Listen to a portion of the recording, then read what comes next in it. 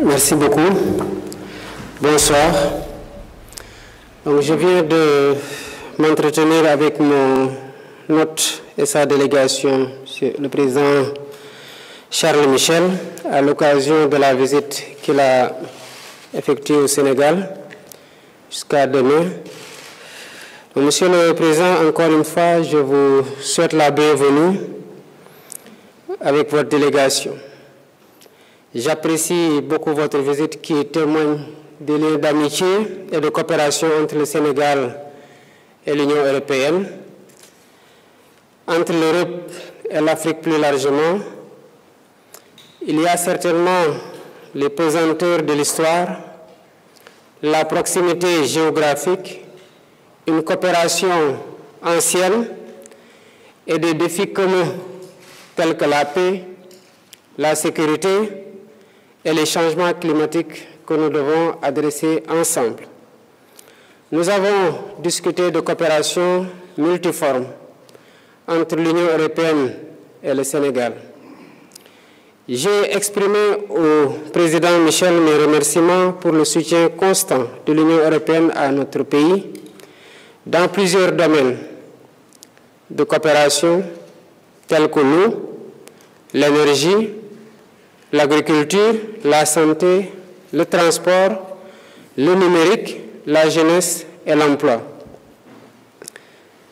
Il est vrai que la coopération est dense et multiforme, mais ensemble, nous voulons bâtir un partenariat repensé, rénové et fécondé par une vision partagée d'un ordre international plus juste et reflétant les réalités du monde actuel. Un partenariat adapté aux mutations et apte à soutenir la dynamique novatrice que nous voulons imprimer à nos relations. Je saisis l'occasion pour vous remercier, Président Michel, pour l'intelligence que vous avez eue des relations euro-africaines. C'est ce qui fait que vous avez été le premier soutien à l'adhésion de l'Afrique au G20 pour plus d'équilibre et d'inclusivité dans la gouvernance mondiale. Merci encore. J'ai par ailleurs exprimé au président du Conseil européen que les amis et partenaires du Sénégal sont invités à nous accompagner dans la réalisation de notre programme pour un Sénégal souverain, un Sénégal juste, un Sénégal prospère dans une Afrique en progrès.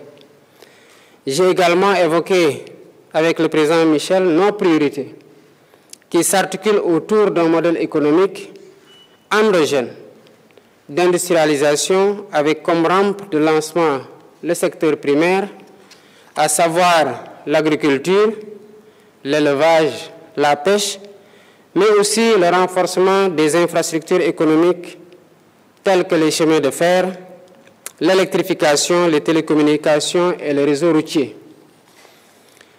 La réduction graduelle du déficit budgétaire est aussi une priorité pour le gouvernement.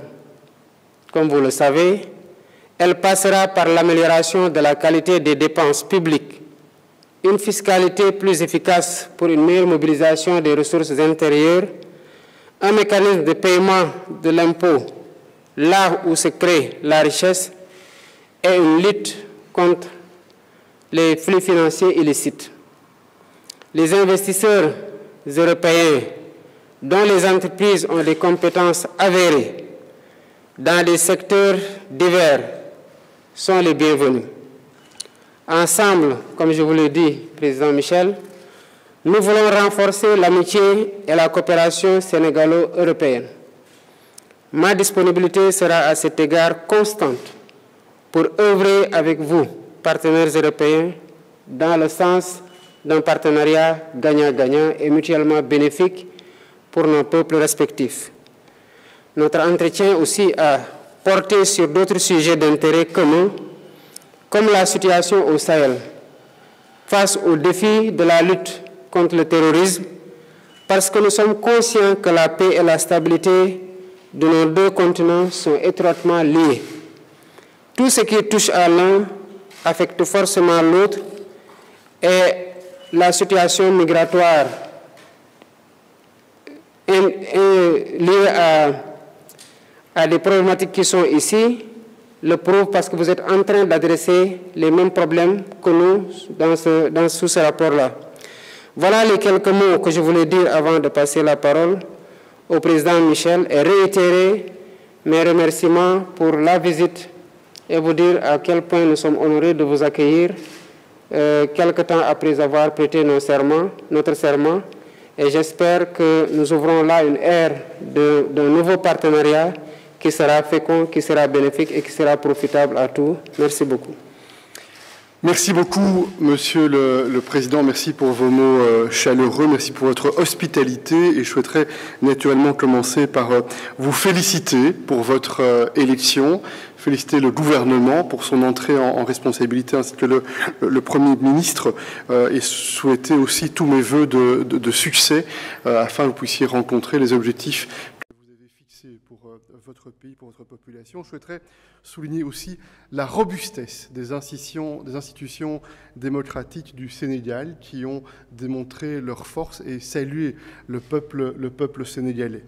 Nous avons eu l'occasion, effectivement, d'avoir une bonne conversation, un bon échange extrêmement fructueux qui a permis de constater que nous avions une ambition commune de travailler pour un partenariat bilatéral de qualité, fondé sur deux principes clés, le respect et la confiance. Et l'un va naturellement avec l'autre. Et ce premier exercice, cette première rencontre, traduit, je le pense bien, cette notion de respect et de confiance. Nous avons abordé dans le cadre bilatéral les différents piliers pour lesquels nous pensons qu'un travail additionnel, des impulsions supplémentaires sont nécessaires. Soutenir l'économie productive, les infrastructures, la formation professionnelle, la formation technique, adresser aussi des sujets. Lorsqu'il y a le sentiment que les sujets doivent être abordés, on ne doit pas le redouter. Dans le secteur de la pêche et des ressources halieutiques, par exemple, regarder quels sont les faits, voir de quelle manière on peut, si c'est nécessaire, apporter des améliorations de part et d'autre, afin de rencontrer un certain nombre de préoccupations légitimes. Et nous pensons en effet que la responsabilité de l'Union européenne, c'est d'être un partenaire loyal, prévisible, sans aucun agenda caché, parce que nous avons un intérêt très objectif à ce que le Sénégal puisse rencontrer les défis auxquels vous êtes confrontés, le défi du développement, de l'émergence économique et de l'amélioration des conditions de vie pour les populations.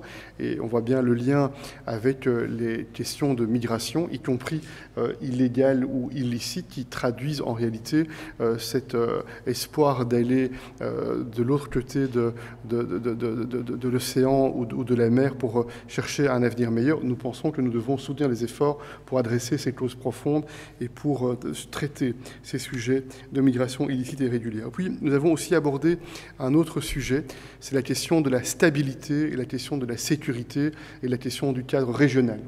On a eu un bon échange sur ce sujet-là et on soutenir tous les efforts qui visent à faire en sorte que les institutions régionales, les organisations régionales soient en mesure de coopérer, de réaliser des progrès afin qu'il y ait aussi la capacité de donner plus de stabilité et plus de sécurité. Et puis, un dernier point que je souhaite mentionner, en effet, et merci de l'avoir également adressé, c'est le combat de l'Union européenne pour mener ce dialogue inclusif avec nos partenaires dans le monde et singulièrement avec le continent africain. L'ordre mondial et les résultats de choix politiques qui ont été faits au siècle passé dans un moment où le monde était totalement différent. Et le monde d'aujourd'hui n'est plus le reflet de ce qu'était le monde au moment où les institutions de Bretton Woods ont été constituées, au moment où les Nations Unies ont été fondées. Et c'est vraiment pour laquelle l'Union européenne soutient, dans les enceintes multilatérales, plus de justice, plus d'inclusion, à commencer par la Banque mondiale, le Fonds monétaire international. Et nous espérons être un partenaire très engagé avec nos amis africains, au travers de l'Union africaine et des pays mobilisés sur ce sujet-là, pour que le sommet du futur qui a été convoqué par Antonio Guterres, qui aura lieu à New York après l'été, soit un succès et sur l'occasion, pas simplement par des discours, mais plutôt par des actes, de montrer qu'on fait des progrès pour plus de justice sur le plan de la finance internationale et pour plus de justice dans l'inclusion en termes de gouvernance. C'est aussi un sujet, j'en suis convaincu, pour lequel on pourra continuer à travailler ensemble ensemble. Il y avait d'autres partenaires dans les semaines et dans les mois qui viennent. Merci en tout cas pour votre accueil encore une fois. Et j'ai eu le plaisir de vous inviter à Bruxelles, au cœur de l'Union européenne, afin que l'on puisse, quand vous serez disponible pour cette visite, regarder quels sont les pas en avant, je l'espère, qui auront été franchis entre cette rencontre ici à Dakar et notre prochaine réunion qui aura lieu, je l'espère, rapidement. Merci à vous.